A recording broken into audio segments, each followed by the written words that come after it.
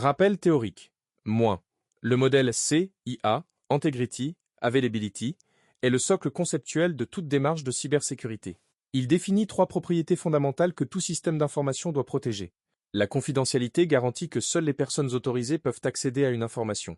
Une donnée lue par un tiers non autorisé constitue une violation de confidentialité. Exemple.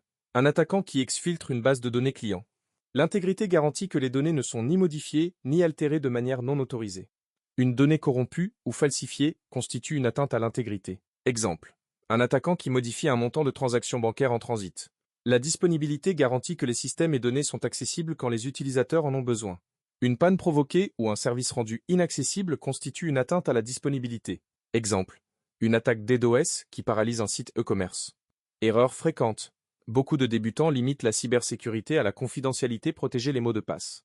Or, un ransomware chiffrant vos fichiers attaque aussi la disponibilité et potentiellement l'intégrité. Un même incident peut menacer plusieurs piliers simultanément, ne jamais analyser en silo. Mini-exemple. Un employé supprime accidentellement des enregistrements en base de données. Pilier S menacé S, intégrité, données altérées, et disponibilité, données inaccessibles. La confidentialité n'est pas directement concernée ici. Énoncé de l'atelier moins. Cet atelier vous place dans la peau d'un analyste sécurité junior, dont la mission est d'examiner une série de scénarios d'incidents et de déterminer pour chacun quel est ce pilier S du modèle CIA et son menacé S. L'objectif n'est pas seulement de cocher une case, mais de produire une analyse argumentée qui démontre votre compréhension profonde du modèle. Vous disposez de 1 heure pour réaliser cet atelier et déposer votre solution. Ce temps est volontairement court. Il s'agit de scénarios courts nécessitant de la rigueur analytique, pas de longues recherches. Gérez votre temps avec méthode.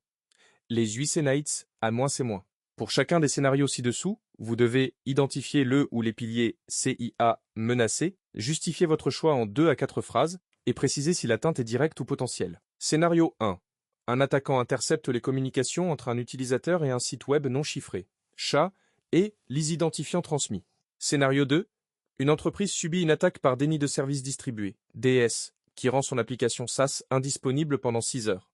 Scénario 3. Un développeur mal intentionné modifie discrètement le code source d'une bibliothèque open source pour y insérer une backdoor. Scénario 4. Un ransomware chiffre l'intégralité des fichiers d'un serveur de fichiers d'entreprise et demande une rançon pour la clé de déchiffrement. Scénario 5. Une injection SQL permet à un attaquant d'extraire la table des utilisateurs contenant nom, email et mots de passe hachés. Scénario 6. Un bug applicatif provoque l'affichage des informations de compte d'un utilisateur A sur le tableau de bord de l'utilisateur BE. Scénario 7. Un script automatisé génère des millions de faux comptes dans une base de données, rendant les rapports statistiques de l'entreprise inexploitables. Scénario 8. Un attaquant compromet un serveur de mise à jour logiciel et remplace un installateur légitime par une version contenant un malware. Étape de réalisation. Moins. Étape 1. Avant de traiter les scénarios, réécrivez en vos propres mots, 3 à 5 lignes maximum, la définition de chacun des 3 piliers CIA.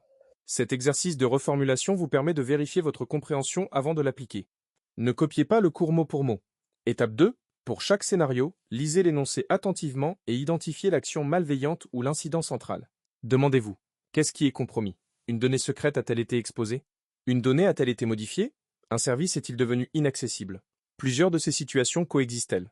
Étape 3. Rédigez votre analyse scénario par scénario dans un document structuré. Adoptez le format suivant pour chaque réponse.